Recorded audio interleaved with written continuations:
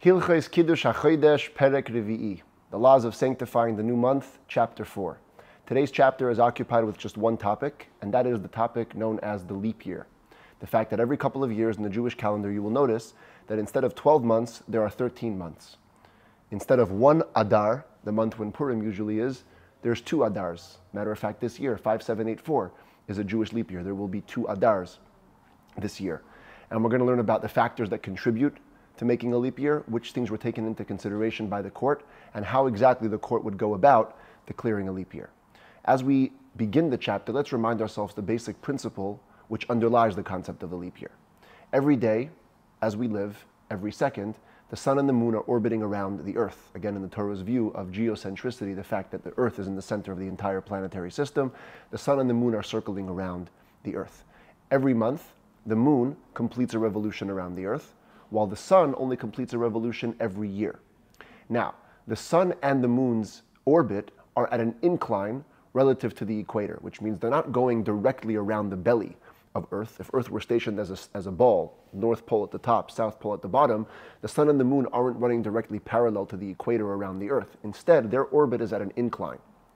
So the sun, at one point in time, is matched with the equator, then it rises more to the north, then it descends back to the equator, then down to the south, and then up, meeting the equator again. The fact that the sun's orbit is at an incline is what causes the different seasons of the year.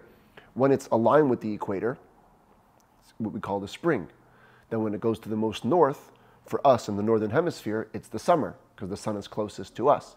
Then as it descends down, we have the fall, and then as it goes down to the south, in the southern hemisphere, it's the summer, but for us, it's the winter. Now, let us remember again, the moon is making revolutions every month, and that's how we count our months. Our months are based on the lunar cycle. But the years, according to the Torah, also have to take into account the seasons, which means if we would only look at the moon, and after 12 lunar revolutions we would declare a year, well, guess what? The sun, at that point, wouldn't have completed even one full revolution around the earth, i.e., all 4 seasons wouldn't be over yet, and the new lunar year would begin in the end of the solar 4th season. Do that for another year, and it's even more backed up. And before you know it, if you only have a lunar calendar, your months would be falling in all different seasons of the year. The problem is that when it comes to Pesach, we have an obligation for it to fall in the spring. That means that the holiday, which is going to be marked by a lunar cycle, needs to fall in a specific time during the solar year. And so for that reason, our lunar monthly calendar must be adjusted to fit with the difference between 12 lunar revolutions and one full solar revolution around the earth, one full solar year. And therefore, every 2-3 years, as we'll explore in detail in the coming chapters, we would add another month to the year. And that would adjust for the differential between the lunar and the solar cycles. Now, that is the main reason, as we're going to see in the Rambam, for making a leap year, but there are other factors. But first, we're going to address the main one. It says the Rambam, halacha aleph, shana me'uberes, a leap year. Hi shana shemeisifin b'chodesh. That's any year into which we add a month. The only month that we add would be the Adar. We never find 2 Kisleves or 2 Cheshvans, always 2 Adars. The Midrash says why? Just like a month could be either 29 or 30 days, and the extra day would be added at the end, so too in years. In the biblical count, the year goes from Nisan till Adar. Adar is the end of the year, so we add the extra month at the end of the year, adding a second Adar. But Oisin Oisa Shana, says the Rambam, Shnei Adarin. And that year we would make with 2 Adars. Adar Rishon va Adar Sheni. The first Adar and the second Adar. It's pretty clear according to the Rambam that the first Adar is the one which is added. The second Adar remains the primary one. The first one is the added one. Matter of fact, even today we celebrate Purim in the second Adar whenever there are 2 leap years. Whenever there are 2 Adars in a leap year. Although when it comes to birthdays and yahrzeits, we keep birthdays in the second Adar and yahrzeits in the first one. So in that way, we give importance to both. Says the Rambam, why do we add this month into the calendar? Because of the time of the spring, because it's important for us that Passover should fall in that time always. As it says, Shamor es chodesh ha'aviv, and this is a verse we've had already before. The verse says, Shamor, guard es chodesh ha'aviv, the month of the spring, and only then v'asisa pesach la'Hashem alekecha, make the Passover sacrifice of the Passover holiday. It has to be in the spring.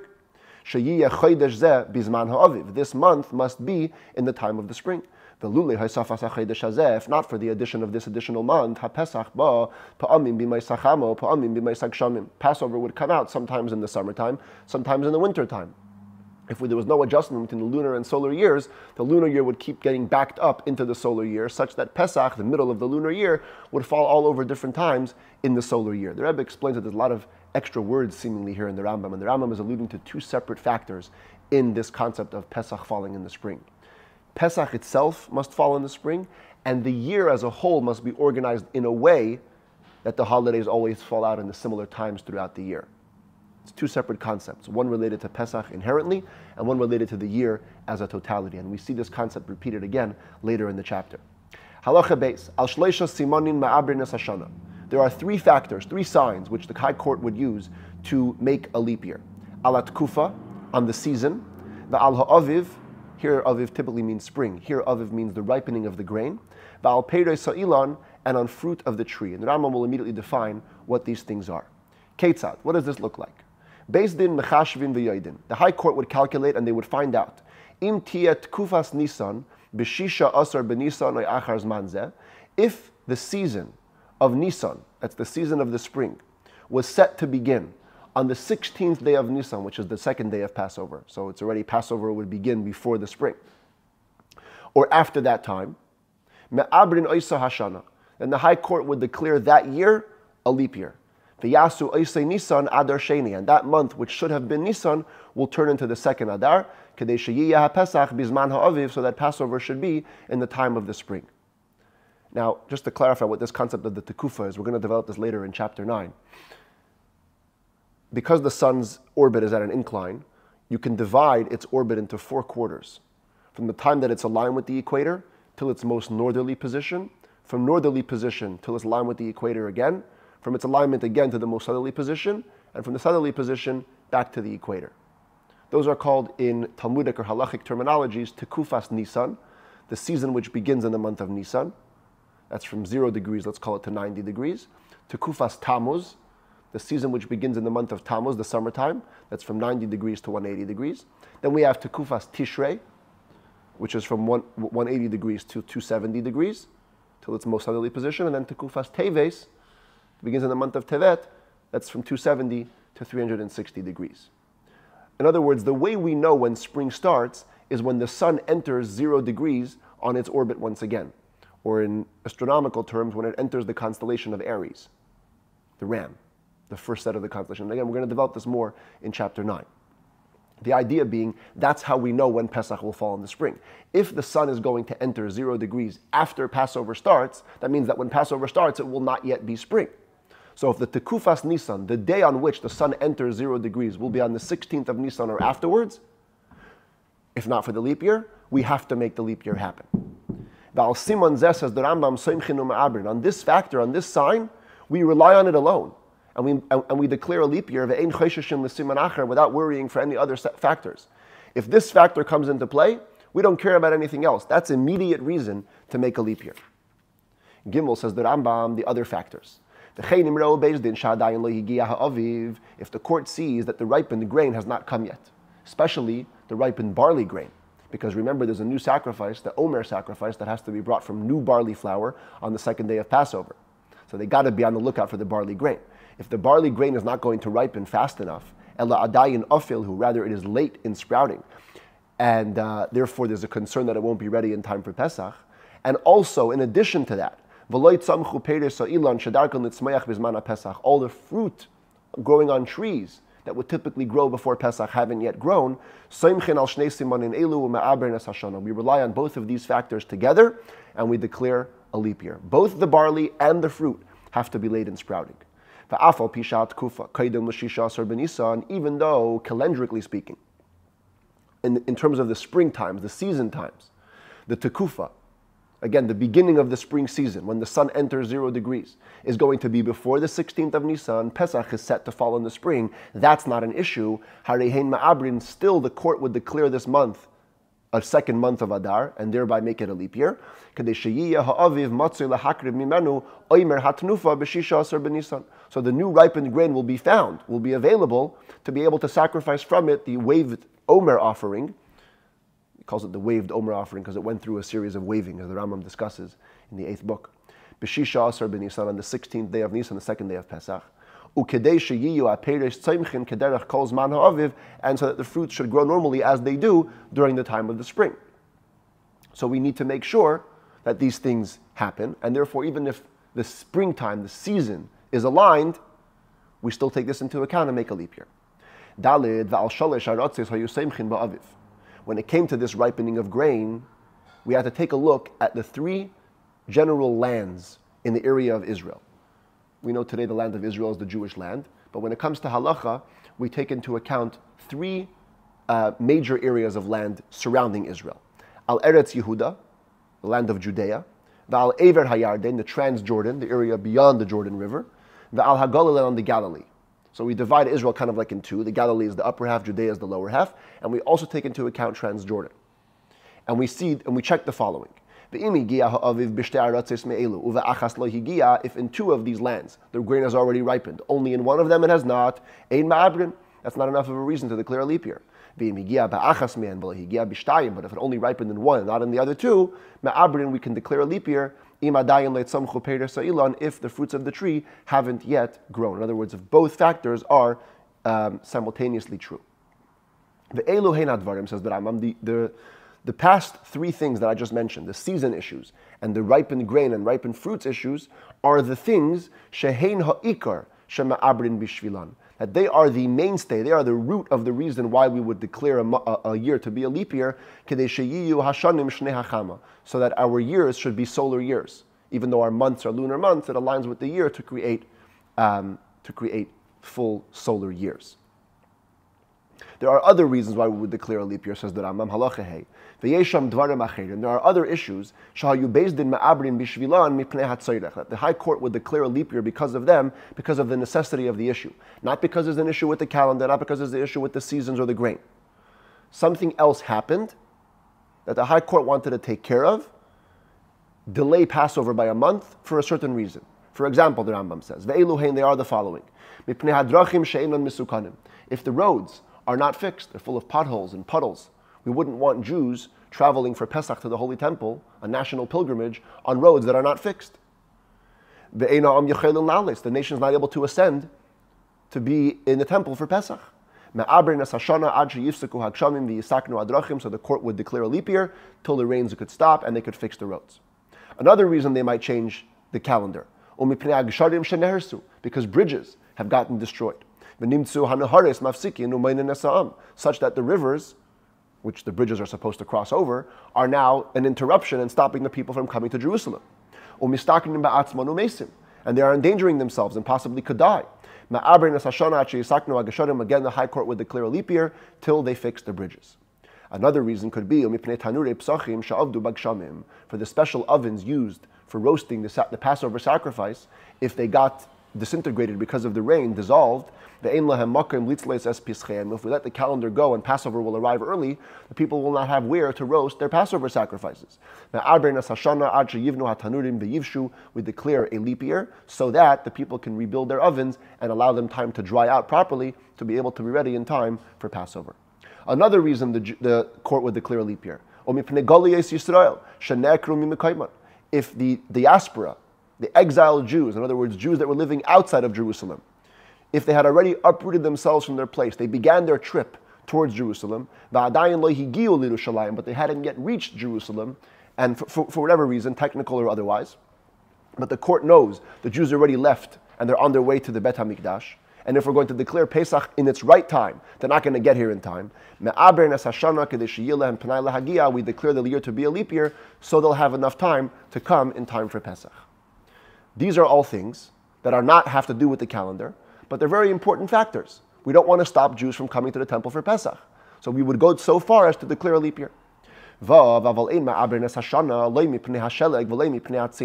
we do not declare a leap year just because there's some snow or some cold. That's not going to prevent totally Jews from coming to the temple. It's going to be an uncomfortable trip, but it's not going to stop them. So we don't declare a leap year. Nor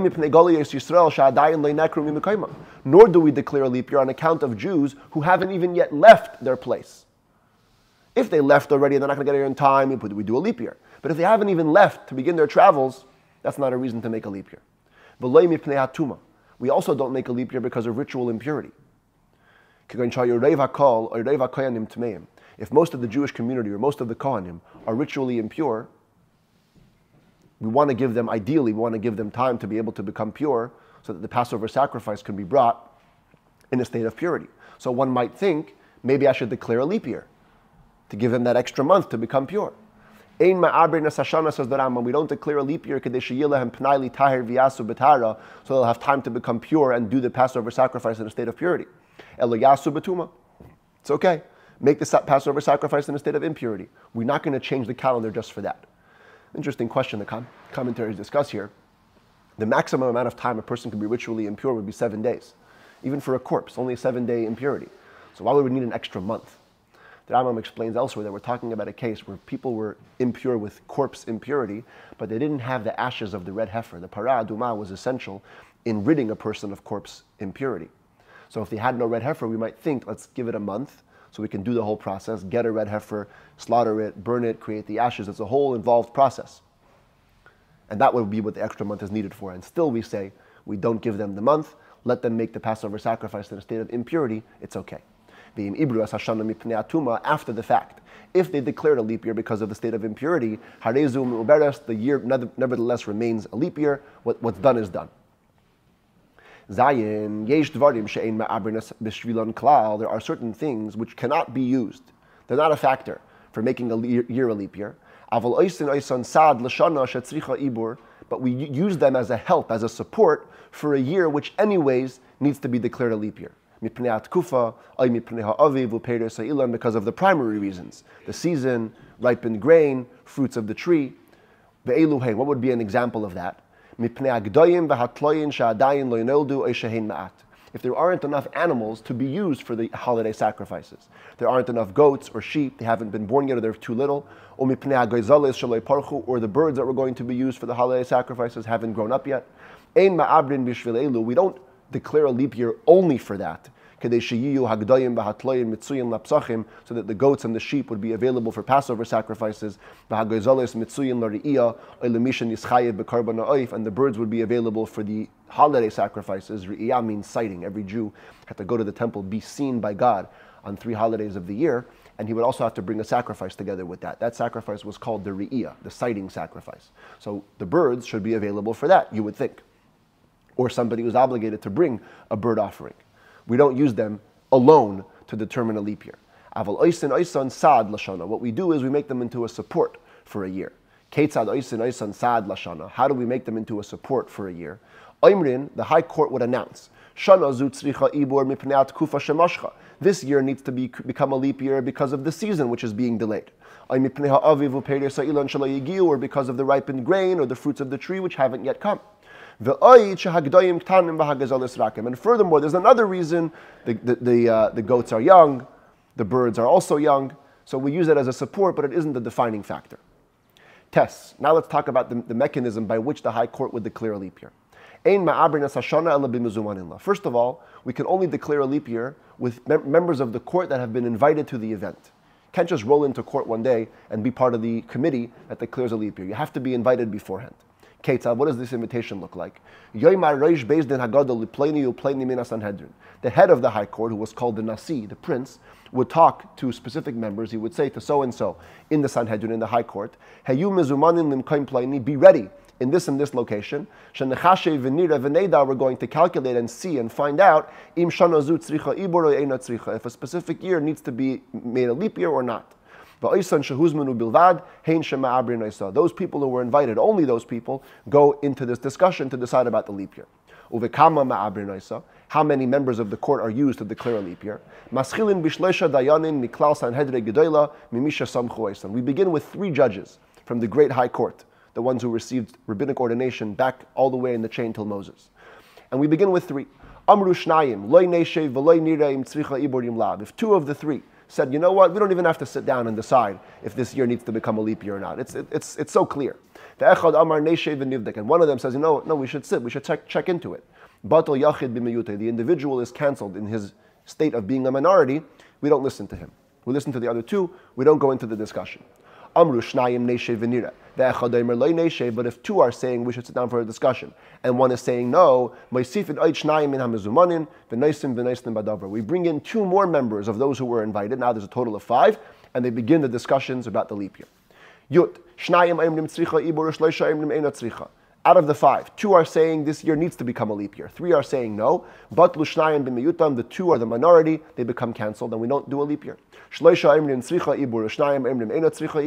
3 say we need to have a leap year, and 2 say we don't, it's not yet a leap year. We bring in 2 more of the members who were invited, that they discuss it again, and we decide at this number of 7 judges is the final number, and we decide if it's a leap year or not. If all of them decide to make a leap year, not to make a leap year, we do as they decided. If they're in an argument, at this point we follow the majority, whether to declare a leap year or not. It's a must that the head of the High Court, the Rosh Yeshiva, the head of the Academy, of the 71 judges of the Sanhedrin, it's a must that he be Miklal HaShiva, part of the 7. But if in the initial group of 3, they had already decided unanimously to make a leap year, the year becomes a leap year, provided that the nasi, the prince, the head of the court, is one of the 3, or at least he agrees afterwards. Hashanah says the Rambam, a general rule, when it comes to deciding about a leap year, maschilin min hatzad, we begin from the side, which means from the lesser stature judges. We ask the lower judges for their opinion first, otherwise they might be intimidated to agree with the greater guy. Kiddush Hachodesh maschilin min hagadol. On the other hand, when it comes to sanctifying the new month, since that process is only a formality, because the testimony of the witnesses will tell us if it's a new month or not, we just need the court to announce that it's sanctified. Over there, maschilin min hagadol, we begin with the greatest stature judge. He announces first.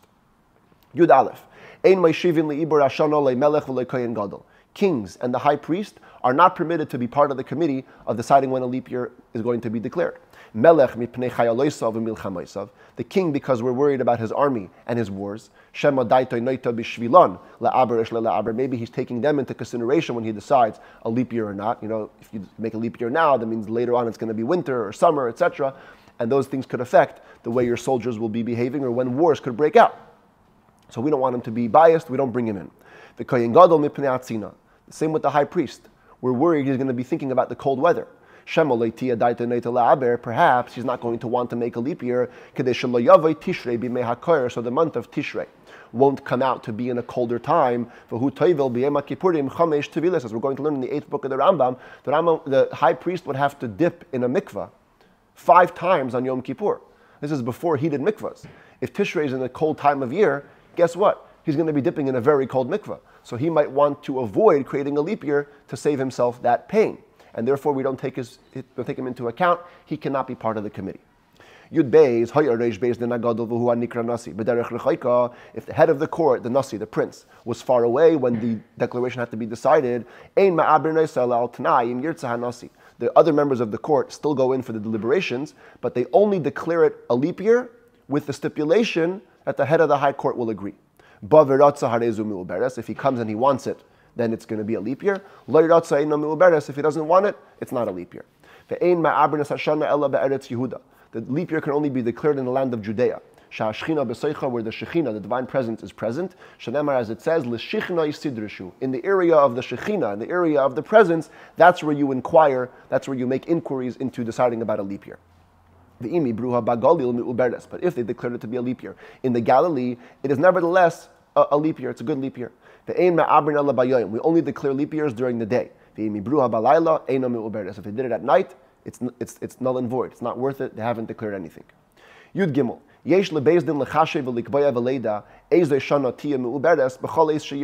The High Court can calculate and set and figure out which year needs to be a leap year at any time they want. They could even figure out in advance for a couple of years which years will need a leap year based on the seasons of the sun.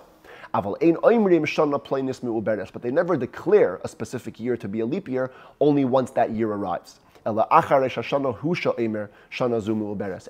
Hashanah, that's when they should declare this year is going to be a leap year.